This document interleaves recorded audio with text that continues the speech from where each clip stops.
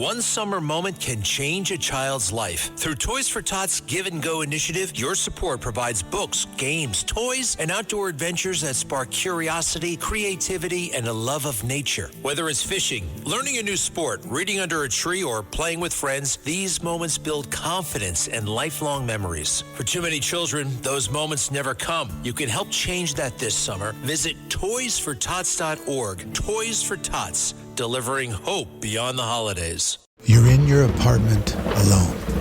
Then you hear something. You think, was it just the storm?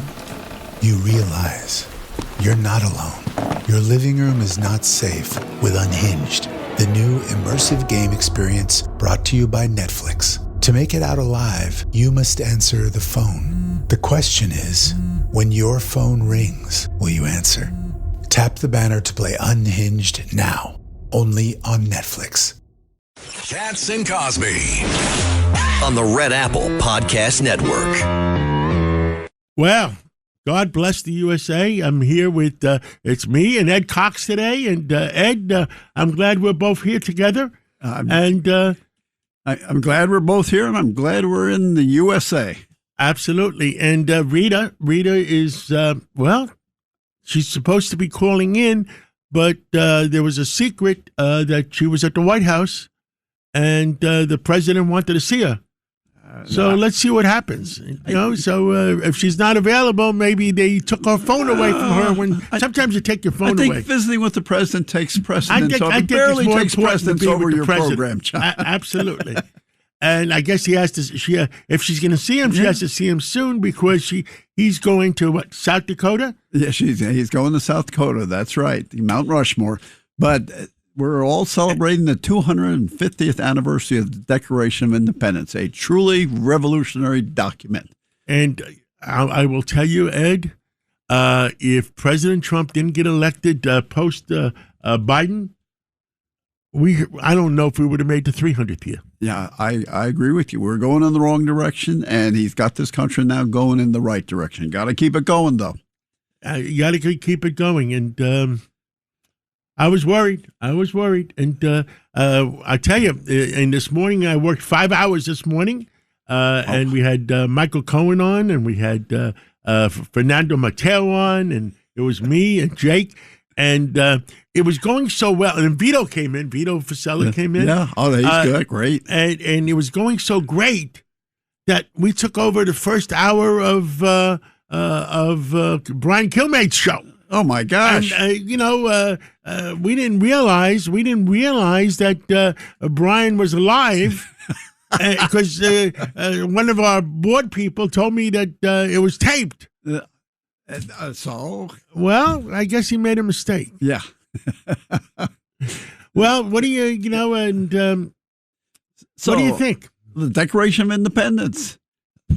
We're endowed by our Creator with certain inalienable rights. In the time of kings, that was revolutionary and still is revolutionary.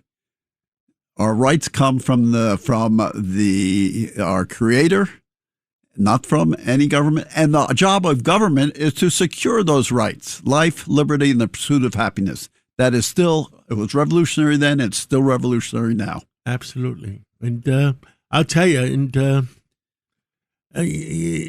now when your father-in-law was the president, President Nixon, did you live at the White House? Yes, we did. We basically did for 3 years. Wow. Yeah. That is fun. How was it? Well, it's very interesting when then Prince Charles came to the White House and with all the rough flourishes and all, and there the family is, and he took a look and he said, "My, what a nice little house." compared to a castle that's it is 800 years old. It is a nice little house. We went to Windsor Castle. At the time when it was King Charles invited us because it was the 1 year anniversary of King Constantine's. I know. I met him. I met him in Cairo. Yeah, and I wouldn't want to live in the Windsor Castle. No, I mean it's no. It's so cold. It's the White House has so much history to it. It just what you realize it is the people's house. It's not your house. And you're just by being there, you're living history. So you lived there for 3 years. That On must and have off been for 3 years. That was our base. That must have been a great experience. Yeah, it was. And with President Nixon, the things that he was doing, it was very exciting. Whether it was saving Israel in the Yom Kippur War, or whether the trip to China. I only lived there for 1 or 2 days. Yeah. In the famous Lincoln bedroom. Yeah. Oh, in the famous, yes. Yeah. And it was quite an experience to walk around. And that's a hard mattress, I have to say, in the Lincoln's bedroom. That's the way they were in those days. And it's a hard mattress, and it's like 5 feet off the ground or something, if I remember. Yes, you're right. And you say, my God, if I roll off, I'll probably kill myself. There was no West Wing there, by the way. There was a cabinet room there. There was the Lincoln sitting room where he would work. Yeah. And the West Wing came later. But it was quite an experience, even though, and I stayed at the at Camp David for at least I think it was 3 days. Yeah. And that was a great experience. Yeah. And I guess you stayed at Camp David too. Oh, sure. Yeah. We'd fly up there in the helicopter or drive up there, and then who that's named for. It's Eisenhower's grandson, David Eisenhower, who married who is my brother-in-law. Your brother-in-law. And I'll tell you, I remember when I stayed at the at Camp David, and you look at some of those guest books. Yeah. A lot of Nixons and Eisenhowers. That's true. Yes. The Eisenhowers and Nixon covered a long period of time there. By the way, we have Professor Alan Dershowitz with us. And Professor Alan Dershowitz, me and Ed Cox are the only people on. We're here in the studio, and we're telling old war stories. I'm loving them. I'm listening to them. I was only once in the Lincoln bedroom when I advised the President Trump, on Israel, and he invited me to dinner, and he said, before we have dinner, I think you'd be interested in seeing this. So he took me to the Lincoln bedroom, and he sat down on the bed, and I sat down on the bed, and here I am on Lincoln's bed, sitting next to the President of the United States. I mean, were you scared of sleeping in that bed? It was like 4 or 5 feet high. I wasn't invited to sleep in the bed. I only sat on the bed. Yeah. And we talked about the Emancipation Proclamation. We talked about the 14th Amendment. We talked about some other things. We gossiped a little. We spent probably, 15 or 20 minutes. It was a thrill for me to be in the bedroom that Lincoln slept in. I mean, Lincoln is such an incredible hero to so many people. He's one of the few people who you don't even know whether he's a Republican or a Democrat. You don't care. He was technically a Republican, but he could have been on either side. He was just a great man who wanted to unite the country with malice toward none and charity toward all. God, do I wish there were a Lincoln around now to make that kind of statement. But and I'll tell you, we're so divided. The reason Rita's not here, she was supposed to call in from Washington. I think she must be with the president right now. That's great. And the president invited her over to say hello before he went off. Before he was going to, South Dakota. Yeah, great. And, on July 4th, tomorrow, my new book comes out called Founding Fathers and One Jewish Mother, comparing the founding of America, Washington, Jefferson, Hamilton, with the founding of Israel, Ben-Gurion, Herzl, Netanyahu, and all of those people. And it shows incredible similarities. And as your previous guest said, Richard Nixon helped really save Israel during the 1973 war when he ordered Kissinger to send planes and other ammunition to Israel so they were able to defeat the Egyptians, and that led to the Camp David. Actually, Kissinger brought the Defense Department deciding what planes they need to. He said, order them to send anything that flies. Yeah. Look, when Israel was first established, their planes came in boxes. They were sent from Czechoslovakia in boxes to avoid the embargo, and then the Israelis had to put them together. They were like little tin boxes, and a tiny little army with like 2 airplanes defeated the Egyptians. And, Israel has been surviving ever since, thanks to the help of the United States and other countries and to its own ingenuity. And, I wish people would have a more objective view toward Israel.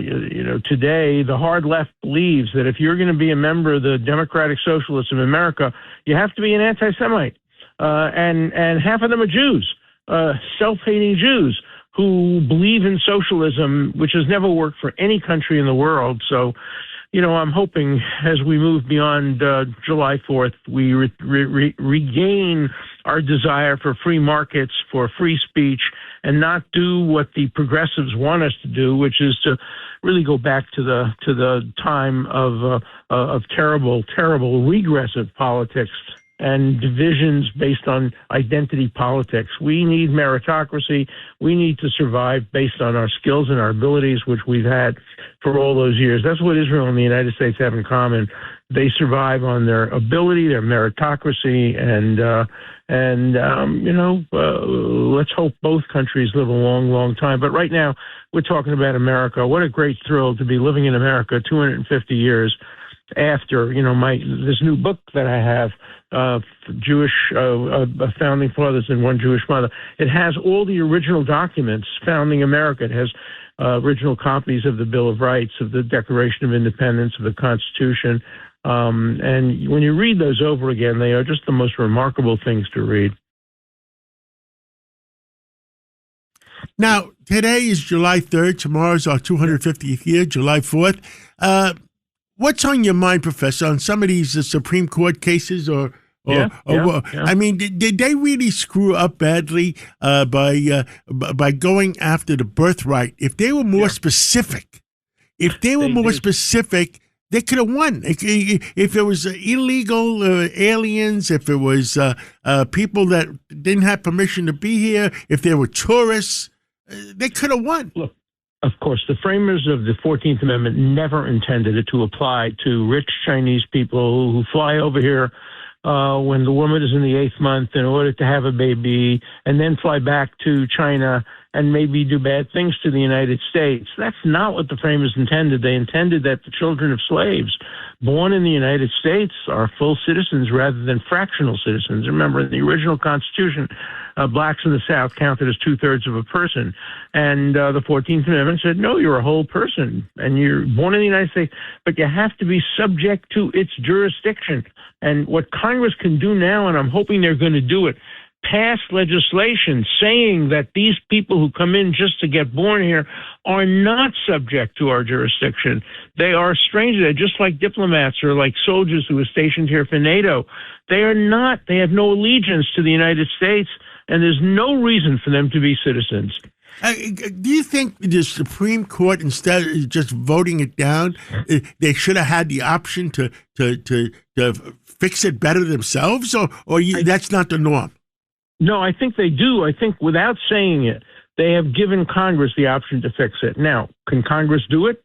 We're such a divided Congress and you need 60 votes in the Senate and all of that. But I think 90% of Americans, I bet you 90% of Americans don't want to see citizenship given to a person who was just born here and owes no allegiance, doesn't pay taxes, can't serve in the army, is not subject to treason, all of those things. I bet it would be a popular piece of legislation to limit the number of people who are under the jurisdiction of the United States. I hope Congress has hearings. I hope it does it. And I think it would be, politically acceptable. One of the few things that I think there'd be a consensus over. And on July 4th, we welcome legal immigrants, people who came here like my grandparents, probably your grandparents. So many of our grandparents came here as immigrants, and they gave so much to the country. I mean, Greek Americans have contributed so much to the country. Italian Americans, Irish Americans. We have Jewish great Americans. Greek diners, and you guys had great Jewish delis. Yeah, well, I have a fight with my Italian friends about who has better food, and we finally resolved it that the Jews are better at breakfast. The Italians are much better at dinner with the pasta and, all the great dishes, and we're kind of tired about lunch.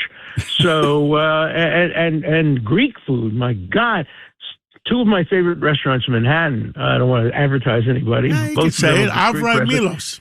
Of course.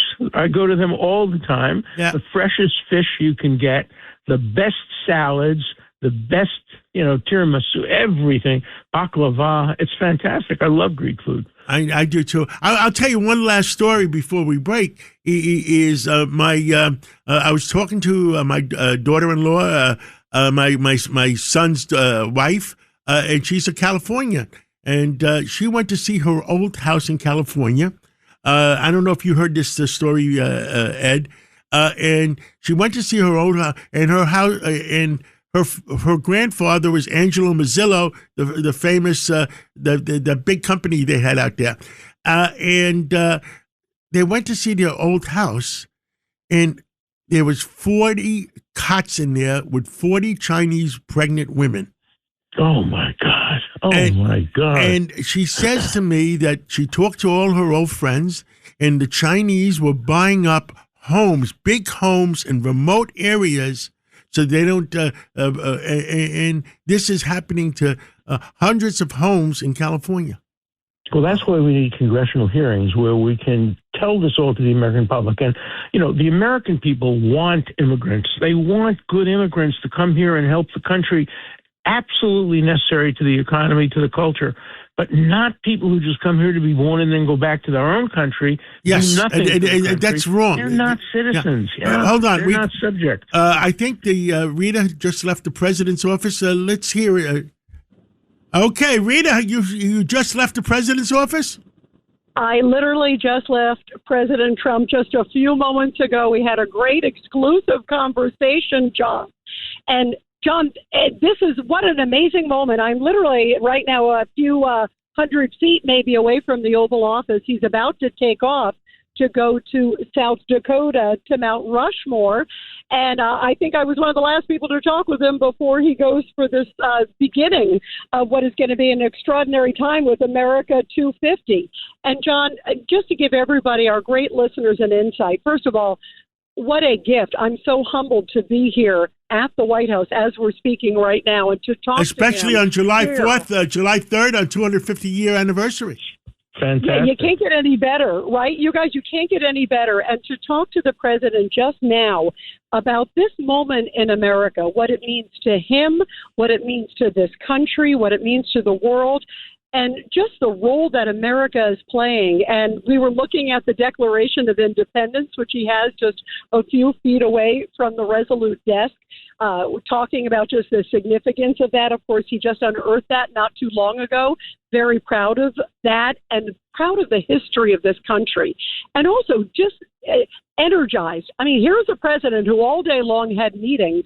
While I was here at the White House, I just said hello, by the way, to Speaker Mike Johnson. He sends his love to you, John. I also saw Steve Scalise just a few moments ago, who sends his best to you as well. And I also saw many members of the Trump family. We saw Don Jr. was here. Tiffany was here. I had a chance to talk with all of them. And literally the president was just wonderful. It gave me a hug, said hello, talked about just how the world is doing right now and what a pivotal moment it is. You think about with everything he's got on his plate. By the way, say hello to Alan, to Professor Dershowitz. He's on with us. Hi. Professor, just shows how are you? Good. Shows you what good taste the president has by giving you a hug. That's terrific. And by welcoming you on July 4th, that's great. When I was recently in the Oval Office, I saw the Declaration of Independence also. I have an early copy of the Declaration in my house. I pass it by every single morning. I look at it. I have a letter from Thomas Jefferson written on the 25th anniversary of the Declaration of Independence. I look at that. I mean, these documents of liberty are so important to our identity as a country, and that's why I was so thrilled to have myself written a book about it with these documents. But you saw them all in person, and you saw the president. What a thrill to do that on July 4th. So may you have many more thrills like that in your life. Yeah.